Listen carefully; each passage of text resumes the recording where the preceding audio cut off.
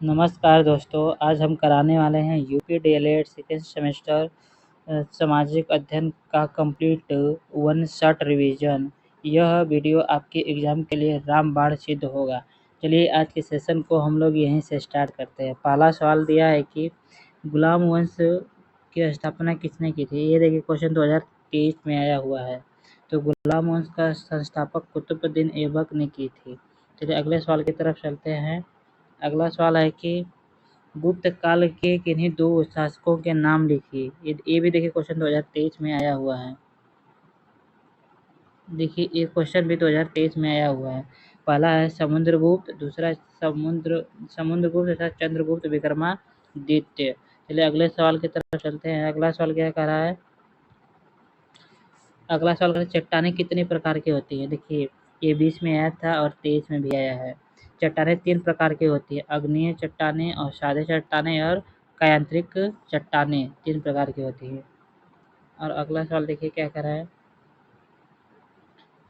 अगला सवाल कह रहा है कि पृथ्वी की आकृति कैसी है। ये देखिए क्वेश्चन, ये भी क्वेश्चन देखिए 2023 में आया हुआ है।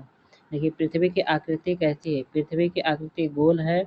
घुमाव के कारण पृथ्वी भौगोलिक अक्ष पे चपटी तथा भू मध्य रेखा के पास उभरी हुई प्रतीत होती है। चलिए अगले सवाल की तरफ चलते हैं। बेसाल्ट किस चट्टान का उदाहरण है। ये देखिए क्वेश्चन ये भी 2023 में आया हुआ है। बेसाल्ट चट्टान एक प्रकार की बहिर्वेदी अग्नि चट्टानों का उदाहरण है। चलिए अगले सवाल की तरफ चलते हैं। अगला सवाल क्या कर रहा है, मूल कर्तव्यों की संख्या कितनी है। ये भी देखिए क्वेश्चन 2023 में आया हुआ है। तो देखिए मूल कर्तव्यों की संख्या 11 है। मूल रूप से मौलिक कर्तव्यों की संख्या 10 थी। बाद में 66वां संविधान संशोधन अधिनियम 2002 के अनुसार एक और कर्तव्य संविधान में जोड़ दिया गया। चलिए अगला सवाल है कि चालुक्य वंश का संस्थापक कौन था। ये भी देखिए 2023 में आया हुआ है। चालुक्य वंश का संस्थापक पुलकेशिन फर्स्ट था। उसने अपनी राजधानी बादामी या वापती में स्थापित की थी। दुग्ध क्रांति के जनक कौन थे। ये भी देखिए 2023 में आया हुआ है। दुग्ध क्रांति के जनक है डॉक्टर वर्गीज कुरियन थे। चलिए अगला सवाल देखते हैं कि सूर्य ग्रहण क्या है। सूर्य ग्रहण एक प्रकार का ग्रहण है जब चंद्रमा पृथ्वी और सूर्य के मध्य से होकर गुजरता है तथा पृथ्वी से देखने पे सूर्य पूर्ण या आंशिक रूप से चंद्रमा द्वारा अवच्छिन्न भाग होता है, तो ये सूर्य ग्रहण कहलाता है। चलिए अगले सवाल की तरफ चलते हैं। अगला सवाल क्या कह रहा है, मौलिक अधिकारों से आप क्या समझते हैं। मौलिक अधिकार उन अधिकारों को कहा जाता है जो व्यक्ति के जीवन के लिए मौलिक होने के कारण संविधान द्वारा नागरिकों को प्रदान किए जाते हैं। देखिए मृदा अपरदन से आप क्या समझते हैं। मृदा अपरदन बहते हुए जल, हवा, जीव जंतुओं एवं मानवीय क्रियाओं के द्वारा भूपटल के ऊपरी उपजाऊ मिट्टी की परत के काटने और अनियंत्रित रूपांतरित हो जाने को मृदा अपरदन कहा जाता है। चलिए अगले सवाल की तरफ चलते हैं। अगला सवाल कह रहा है कि अर्थशास्त्र किसकी रचना है। अर्थशास्त्र कौटिल्य या चाणक्य द्वारा रचित संस्कृत का एक ग्रंथ है जिसमें राज्य व्यवस्था, कृषि, न्याय एवं राजनीति के विभिन्न पक्षों का विवरण है। चलिए अगले सवाल की तरफ चलते हैं। अगला सवाल कह रहा है कि भारत किस गोलार्ध में स्थित है। भारत उत्तरी और पूर्वी गोलार्ध में स्थित है। उत्तरी और पूर्वी गोलार्ध में स्थित है। भारत चीन का युद्ध कब हुआ था। भारत चीन का युद्ध 1962 ईस्वी को हुआ था। चलिए अगला सवाल क्या कह रहा है। अगला सवाल क्या कह रहा है, जलवायु का अर्थ स्पष्ट कीजिए। जलवायु का आशय है कि किसी बड़े क्षेत्र का औसत मौसम जो लंबी अवधि तक बना रहता है, जिसमें ताप, वर्षा तथा धूप आदि की जानकारी सम्मिलित होती है, इसे जलवायु कहते हैं। ज्वालामुखी कितने प्रकार की होती हैं। ज्वालामुखी 3 प्रकार की होती है, सक्रिय ज्वालामुखी, प्रसुप्त ज्वालामुखी और शांत ज्वालामुखी। चलिए अगले सवाल की तरफ चलते हैं। सूर्य तप किसे कहते हैं। सूर्य से आने वाली ऊष्मा जो वातावरण द्वारा सोख ले जाती है वह सूर्य तप कहलाती है। चलिए अगले सवाल की तरफ चलते हैं। ये देखिए 2022 में आया हुआ क्वेश्चन है। ज्वार भाटा से आप क्या समझते हैं? ज्वार भाटा से आप क्या समझते हैं? 2022 में आया हुआ क्वेश्चन है। ज्वार भाटा वह विशिष्ट क्रिया मानी जाती है जिसमें सूर्य चंद्रमा की गुरुत्वाकर्षण शक्ति के प्रभाव से प्रतिदिन नियमित रूप से समुद्र का तल ऊपर उठता है और नीचे गिरता है। ऊपर उठने को ज्वार तथा नीचे गिरने को भाटा कहते हैं। चलिए अगले सवाल की तरफ चलते हैं। भक्ति आंदोलन क्या कह रहा है? भक्ति आंदोलन के उदय के प्रमुख कारण थे। भक्ति उदय के दो प्रमुख कारण थे। इस्लाम के आक्रमणों से सुरक्षा और हिंदू समाज और धर्म में सुधार की आवश्यकता। चलिए वायुमंडल क्या है? वायुमंडल क्या है? सभी स्थलीय एवं जलीय भाग को एक आवरण के रूप में घिरा हुआ भाग वायुमंडल कहलाता है। चलिए अगले सवाल की तरफ चलते हैं। अगला सवाल क्या कह रहा है? अगला सवाल क्या कह रहा है कि हरित क्रांति का अर्थ बताइए, जिसमें अधिक उपज देने वाले बीजों को बोया गया और कृषि की नई तकनीकों का प्रयोग किया गया, जिसमें फसल उत्पादन में तीव्र वृद्धि हुई, यह हरित क्रांति कहलाता है। चलिए अगले सवाल की तरफ चलते हैं। अगला सवाल क्या करें? अपरदन किसे कहते हैं? वह प्राकृतिक प्रक्रिया है जिसमें चट्टानों का विखंडन और परिणाम स्वरूप निकले ढीले पदार्थों का जाल पवन इत्यादि प्रक्रमों द्वारा एक स्थान से दूसरे स्थान तक स्थानांतरित होता है। चलिए अगले सवाल की तरफ चलते हैं। आग्नेय शेल किसे कहते हैं? आग्नेय शेल जिसकी रचना धरातल के नीचे स्थित तप्त और तरल चट्टानों पदार्थों के सतह के ऊपर आकर लावा पृथ्वी के रूप में निकलकर अथवा ऊपर उठने के क्रम में सतह के नीचे या सतह के ऊपर ठंडे होकर ठोस रूप में आ जाते हैं। आग्नेय शेल कहते हैं। चलिए देखिए 2022 में ये भी आया है। संविधान किसे कहते हैं? संविधान किसी देश को अच्छी तरह से संचालित करने के लिए बनाया गया लिखित दस्तावेज होता है। और देखिए डेल्टा किसे कहते हैं? नदी के मुहाने पे उसके द्वारा लाए गए अवसादों को डेल्टा कहते हैं। नदी के मुहाने पे उसके द्वारा लाए गए अवसादों को डेल्टा कहते हैं। चलिए गुलाम वंश का अंतिम शासक कौन था? कैकुवाद। अगला सवाल है कि कौटिल्य क्यों प्रसिद्ध थे अर्थशास्त्र के लिए? चोल वंश का संस्थापक विजयाला 1850 से 1836 ईस्वी में। कुतुबुद्दीन ऐबक कौन था? कुतुबुद्दीन ऐबक गौरी का गुलाम था। चलिए अगले सवाल की तरफ चलते हैं। अगला सवाल क्या कह रहा है? अगला सवाल कह रहा है कि आंतरिक शक्तियाँ किसे कहते हैं? पृथ्वी के आंतरिक भाग के बल को आंतरिक शक्तियाँ कहते हैं। शैल कितने प्रकार के होते हैं? शैल 3 प्रकार के होते हैं। आग्नेय शैल, अवसादी तथा रूपांतरित शैल। आग्नेय शैल की विशेषता बताइए। देखिए 2020 में आया हुआ क्वेश्चन है, ये 22 में आया हुआ क्वेश्चन है। चलिए इन चट्टानों की निम्नलिखित विशेषता है। ये चट्टानें जीव जंतुओं एवं वनस्पति रहित है। ये रवेदार चट्टानें होती हैं। ये कठोर एवं अपरागम्य चट्टानें होती हैं। इन चट्टानों में परतें नहीं होती हैं। चलिए अगले सवाल की तरफ चलते हैं। मौर्य साम्राज्य का अंतिम सम्राट कौन था? बृहद। दशावंतरी मंदिर कहाँ स्थित है? देवगढ़, झांसी, उत्तर प्रदेश में। अगला सवाल की तरफ चलते हैं। अगला सवाल क्या कह रहा है? तुगलक वंश का संस्थापक कौन था? गयासुद्दीन तुगलक। कबीरदास का जन्म कहाँ हुआ था? कबीरदास का जन्म वाराणसी में हुआ था। अगले सवाल की तरफ चलते हैं। राष्ट्रीय उपभोक्ता दिवस कब मनाया जाता है? 24 दिसंबर को।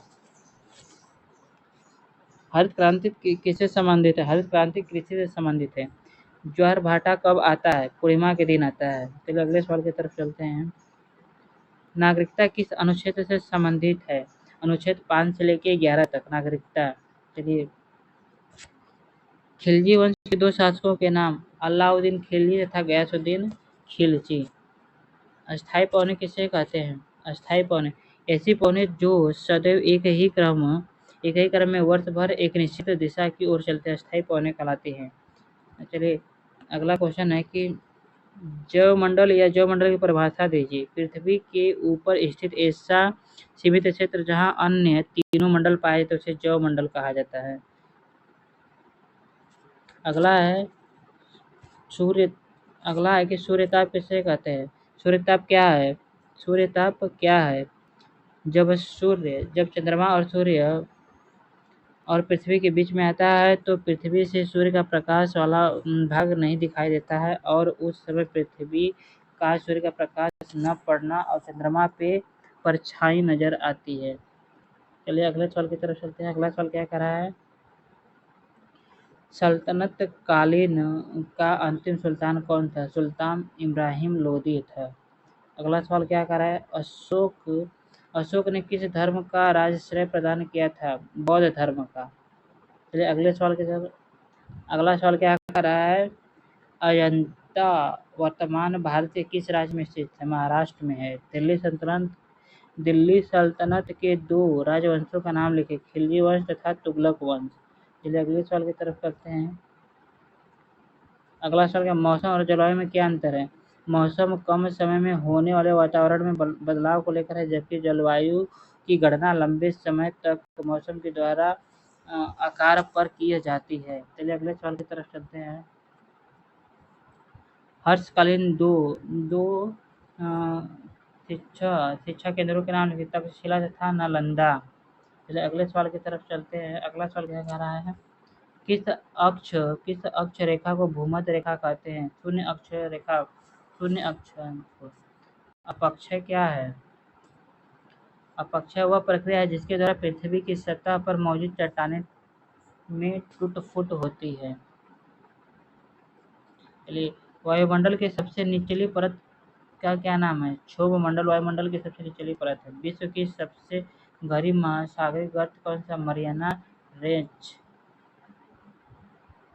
अगला सवाल है कि मूल्य अधिकारों को किन परिस्थितियों में स्थगित किया जा सकता है? जब शांति को तुरंत खतरा हो और तो व्यक्ति को तुरंत हिरासत में ले लिया जाता है। चलिए अगले सवाल की तरफ चलते हैं। संवैधानिक उपचारों के अधिकार के अंतर्गत न्यायालय को कितने प्रकार का लेख जारी कर सकता है? 5 प्रकार का लेख जारी कर सकता है। अगला सवाल है कि मुद्रास्फीति के किन्हीं दो प्रकारों के नाम बताइए। दौड़ती हुई मुद्रास्फीति तथा मंद मुद्रास्फीति। चलिए अगला सवाल है कि उपभोग संरक्षण अधिनियम कब पास हुआ था? 1986 ईस्वी को। मेगास्थनीज द्वारा लिखित पुस्तक का नाम लिखिए। इंडिका। चलिए अगले सवाल की तरफ चलते हैं। अगला सवाल क्या है? तृतीय बौद्ध संगीति का आयोजन किस शासनकाल में हुआ था? अशोक के शासनकाल में हुआ था। खजुराहो के मंदिर का निर्माण किन राजाओं ने करवाया था? चंदेल राजाओं ने करवाया था। अगला सवाल क्या है? राजपूत कालीन प्रसिद्ध शिक्षा के किन केंद्रों के नाम? काशी और कन्नौज। चलिए अगले सवाल की तरफ चलते हैं। अगला सवाल क्या कर रहा है? मोहम्मद गजनवी ने भारत के प्रसिद्ध मंदिर पर 17 बार आक्रमण किया था। क्या था? सोमनाथ पे। सल्तनत कालीन राज्य की आय के दो प्रमुख साधन लिखे। कृषि से आय और व्यापारियों पर टैक्स। चलिए अगले सवाल की तरफ चलते हैं। अगला सवाल कर रहा है कि परतदार शैलों के दो उदाहरण लिखे। बलुआ पत्थर, डेमोमाइट और चूना पत्थर। विश्व की सबसे बड़ी नदी कौन सा है? विश्व की सबसे बड़ी नदी नील नदी है। चलिए अगले सवाल की तरफ चलते हैं। अगला सवाल कर रहा है कि पृथ्वी की आंतरिक क्रियाएं कौन कौन से हैं? लिखिए। भूकंप है। संविधान सभा का प्रारूप समिति के अध्यक्ष कौन थे? डॉक्टर भीमराव अंबेडकर। चलिए अगले सवाल की तरफ चलते हैं। अगला सवाल क्या कर रहा है? भारतीय नागरिकों के किन्हीं दो मूल अधिकारों के नाम लिखिए। स्वतंत्रता का अधिकार तथा समानता का अधिकार। भारत में हरित क्रांति के जनक कौन थे? एम.एस. स्वामीनाथन। क्या है? अर्थव्यवस्था की किन्हीं मूल समस्याएं लिखिए। गरीबी, बेरोजगारी तथा आर्थिक विषमताएं। चलिए अगला सवाल है कि चंदेल के दो प्रसिद्ध नगरों के नाम लिखिए। बुंदेलखंड, खजुराहो, महोबा, अजयगढ़। चलिए अगले सवाल की तरफ चलते हैं। अगला सवाल क्या कह रहा है? राजपूत काल के 4 प्रमुख कवियों के नाम लिखें। पृथ्वीराज रासो, हलायुध, नयनचंद्र सूरी, पद्मगुप्त। चलिए अगले सवाल की तरफ से। भोज प्रबंधन किसकी रचना है? बल्लाल। प्रयाग प्रसूति के रचयिता कौन है? हरिशेठ। मौर्य साम्राज्य का अंतिम संस्थापक कौन था? मौर्य वंश का संस्थापक कौन था? चंद्रगुप्त मौर्य। चलिए अगला सवाल की तरफ चलते हैं। अगला सवाल कर रहा है कि कुतुबुद्दीन ऐबक ने अपनी शासनकाल में किन 2 मस्जिदों का निर्माण किया था? कुतुब उल इस्लाम तथा 2.5 दिन का झोपड़ा करवाया था। चलिए अगले सवाल की तरफ चलते हैं। अगला सवाल है कि सल्तनत काल में राज्य का सर्वोत्तम पदाधिकारी कौन होता था? सुल्तान। चलिए अगले सवाल की तरफ चलते हैं। अगला सवाल क्या कह रहा है?